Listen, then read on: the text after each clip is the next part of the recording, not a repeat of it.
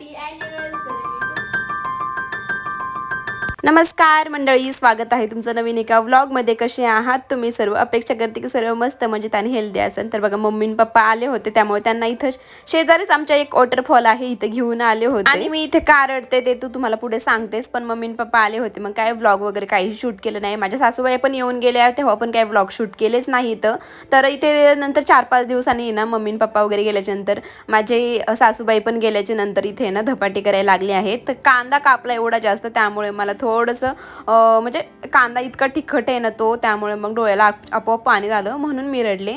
बाकी मग गव्हाचं पीठ, ज्वारीचं पीठ आणि बेसन पीठ मिक्स केलं आहे. इथे कांदा टाकला, त्यामध्ये भरपूर हळद, हिरवी मिरची, लसूण आणि जिरेची ना छान अशी बारीक करायचं, ते पण त्यामध्ये टाकायचं. ओवा टाकायचा, मीठ चवीनुसार टाकायचं आणि छान मळून घ्यायचं. हे सगळं हे धपाट्याचं पीठ आहे. आमच्याकडं याला थालीपीठ पण म्हणतात, पण तुमच्याकडे काय म्हणतात नक्की सांगा. आमच्याकडे तर गावाकडे धपाटे म्हणतात आणि सासरी थालीपीठ म्हणतात, किंवा तिखट भाकरी वगैरे असं पण म्हणतात. आवडीनुसार तुमची पाणी टाकू शकतात, म्हणजे कन्सिस्टन्सी सेम असं जसं आपण गव्हाचं पीठ मळतो ना, तसंच आपल्याला मळायचं आहे. पाहू शकतात, असं काहीच आपल्याला ठेवायचं आहे. आणि नंतर मग सुती कापड घ्यायचं, पळपुटीवर आपल्याला हे थापायचं असते फक्त. काय तुम्ही ह्याला पातळ बॅटर करून सेम तुम्ही याला थालीपीठ सारखं तव्यावर टाकू शकतात, पण मी असंच करते नेहमी. आपल्याला सुती कापड घ्यायचं आहे. तर सुती कापड माझ्याकडे नव्हतं, मी खूप शोधलं पण नव्हतंच माझ्याकडे, त्यामुळे हे असं काहीचं कापड घेतलं आहे. नंतर एक छोटासा उंडा करून घ्यायचा आणि तो आपल्याला त्यावर टाकून पाण्याच्या साह्याने आपल्याला हे थापायचं आहे. अजिबात तेल वगैरे काही यूज करायचं नाही, पाण्याच्या साह्याने थापायचं आहे. तर बघा, असं उंडा करायचा, जसं आपण पिठाला करतो, जसं आपण चपाती लाटायला करतो, तसंच आपल्याला उंडा करायचा आहे.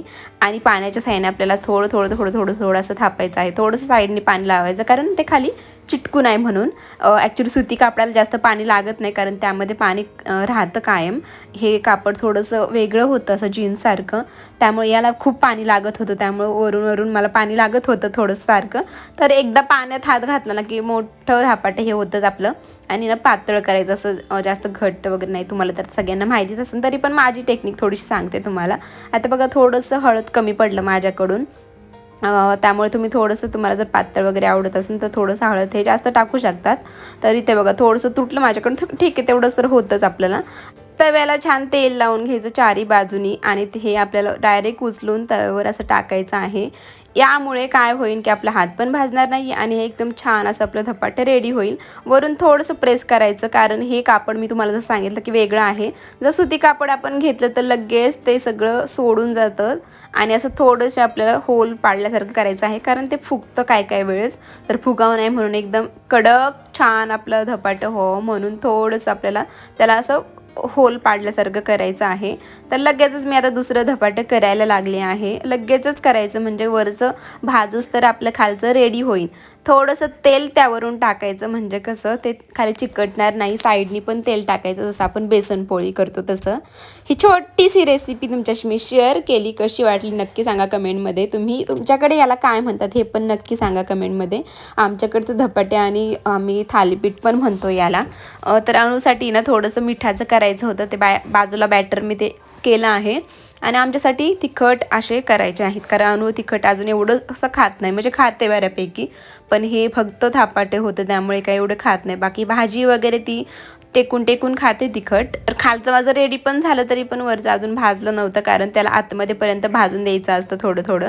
तर बघा, साईडने थोडंसं तेल टाकायचं आणि छान असं पलटायचं, आणि पाहू शकतात किती सुंदर ह्याचा कलर आला आहे. म्हणजे एकदम असं पाहता क्षणी असं गरम गरम खाण्याची इच्छा झाली आहे, क्रेविंग झाली आहे. आता नक्की सारखी बनवते. मला ना खूप जास्त आवडतात हे धपाटे वगैरे. माझ्या मिस्टरांना नाही आवडत एवढं, पण मला आवडतं त्यामुळे मी करते. आणि तो कांदा जास्त टाकायचा, त्यामुळे कांद्यामुळे इतकं छान लागतात ना. मी तर गरमच 2-3 खाऊन घेतले. गॅस बंद केला, पहिले खाल्ले मी आणि नंतर बाकीच्या सगळ्यांसाठी केले, कारण मिस्टर पण घरी नव्हते. त्यामुळे मी पटकन चला म्हणलं आपण खाऊन घेऊया, त्यानंतर गरम त्यांच्यासाठी पण करूयात. असं नाही आहे की तुटतच नाही वगैरे, खूप छान तुटतात आणि इतके छान लागतात ना, नक्की एकदा ट्राय करा. तर आज ॲनिव्हर्सरी होती त्यामुळे मग इथे एवढे सगळे प्रोडक्ट मला त्याच दिवशी रिसीव्ह झाले. मग काय माझं गिफ्टच झालं हे, म्हणजे गिफ्ट हॅम्पर भेटला होता मला, त्यामुळे मी खूप जास्त खुश होते. म्हणजे मागच्या वेळेस पण मला भेटले होते त्यामुळे मग हे परत डबल आले. मागच्या वेळेचे तर सगळे मी वाटून टाकले. मग हे चला म्हणलं हे पण आपण वाटूनच टाकूया. तर बघा ॲनिव्हर्सरी होती, आमच्या सासूबाई पण आल्या होते त्यामुळे थोडासा व्लॉग तेव्हा शूट केला होता. आम्ही दोघंच नेहमी सगळे ॲनिव्हर्सरीला असतो, म्हणजे तिकडे जेव्हा होतं तेव्हा तर होते सगळे, पण इकडे आल्यापासून दोघंच होतं. चला म्हणलं आपण सासूबाईंसोबत थोडे ॲनिव्हर्सरी सेलिब्रेशन करूया.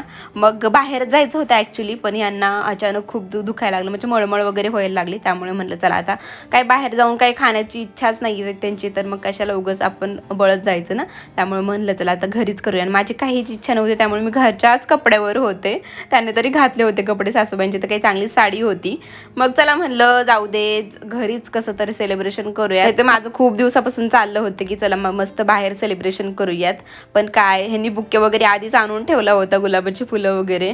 चला जाऊ द्यात म्हणलं. तर गिफ्ट काय मागितलं असेल मी, तर गिफ्ट मागितलं की मला मोतीचूर लाडू 4 पाहिजे, म्हणजे 1-1 किलोचे जे असतात ना ते 4 पॅकेट मला पाहिजे. आणि ह्यांनी खरंच आणले, म्हणजे मोतीचूर लाडू माझं गिफ्ट होतं आणि ते मी अक्षरशः 1 पॅकेट म्हणजे 10 लाडू आहेत ना, अक्षरशः एकदाच मी खाल्ले. म्हणजे काय माझ्यात कसली शक्ती आली होती काय माहिती, मी खरंच ते खाऊन टाकले. कारण 2-3 दिवस नंतर सलग मला उपवास होते, मग काय मला भेटणार होते खायला.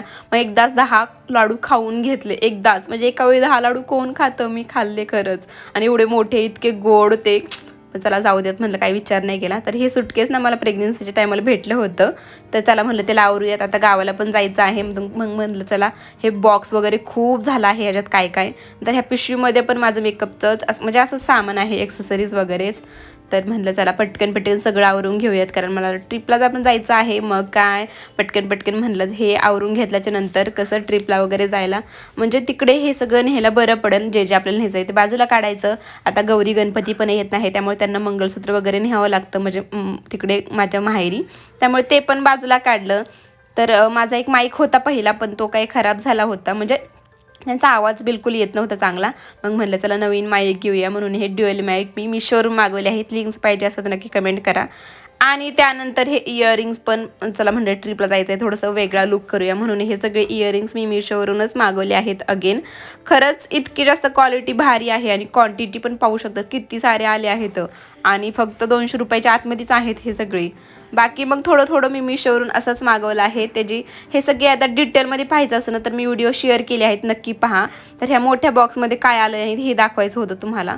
तर बघा जुते वगैरे, टॉप, टी शर्ट वगैरे खूप काही मागवलं आहे. शॉपिंग व्हिडिओमध्ये मी सगळं शेअर केलं आहे, नक्की पहा. पण ह्यामध्ये ना ही एवढी मोठी बॅग, म्हणजे ही केवढीशी बॅग आहे आणि ह्याची खूप मोठी बॅग होते, म्हणजे हे मला मेन म्हणजे तुम्हाला दाखवायचं होतं. बाकी काही इतका हेतू नव्हता. पाहू शकतात अशी चेन आहे खालून, म्हणजे एवढीशी बॅग एवढी मोठी पण होते, म्हणजे आपल्या आवडीनुसार आपल्या सामानानुसार आपण ॲडजस्ट करू शकतो. म्हणजे एकदम 10-12 दिवसाचे कपडे एकदम बसतील यामध्ये, एवढी मोठी बॅग आहे ही. आणि ह्याला खाली चाके पण आहेत, त्यामुळे आपण कोणत्या पण स्टँडवर, कुठे पण, रेल्वे स्टेशनवर, विमानतळावर, कुठे पण आपण ह्याला इझिली रस्त्यावर वगैरे चालवू शकतो. मी प्रोडक्ट टॅग पण केलेला आहे आणि जर लिंक पाहिजे असेल तर कमेंट करा, लिंक तुम्हाला पाठवून देते. याला एकदम चाकं बसवल्याच्या नंतर एकदम भारी याचा लुक, म्हणजे खूप रिच वाटते ही बॅग ॲक्च्युली.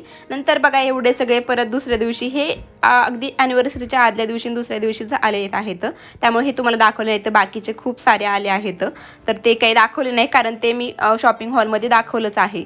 तर आता हा व्हिडिओ मी इथेच एंड करते. प्लीज व्हिडिओला लाईक करा, चॅनलला सबस्क्राईब करा. भेटू उद्या, बाय.